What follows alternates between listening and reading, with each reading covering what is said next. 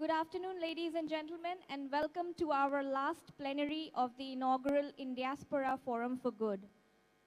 Our MC for this plenary will be Sanjeev, who is the Executive Director of Indiaspora and the heart and soul of the organization.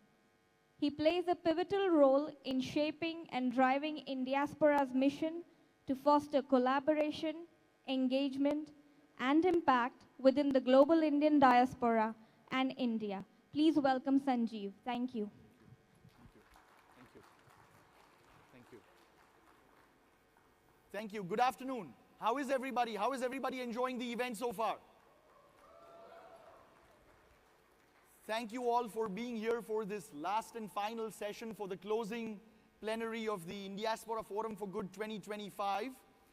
I'll start with a little bit of a personal story. The reason I want to say this is because we are at an event, and much like this event, I was at my first Indiaspora event almost 9 years ago in Philadelphia.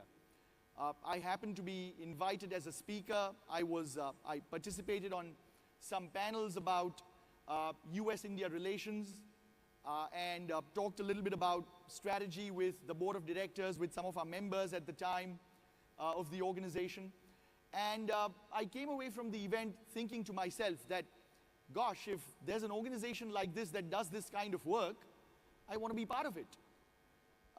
As luck would have it, there indeed was a vacancy at Indiaspora, applied for the job, got the job, and I feel very, very lucky and privileged to be doing the kind of work I do, because what I do entails meeting people like you every day.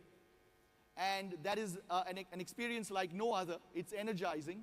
And so I really do thank you all for being here this afternoon and over the last 2 days. As I've often said to a lot of people, if I were a millionaire, I would pay to do this job, not get paid to do it. But we need to get started with the subject at hand today. And we are going to rejig the order just a little bit. We have the great privilege of having with us Dr. Thani Al-Zayudi.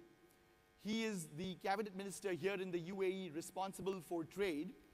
And we've had the high honor of knowing Dr. Thani for about, I think, at least 4 years now. We did our first major event in the UAE in 2021 in Abu Dhabi and Dubai as part of the global expansion of Indiaspora that MR and I were mentioning yesterday.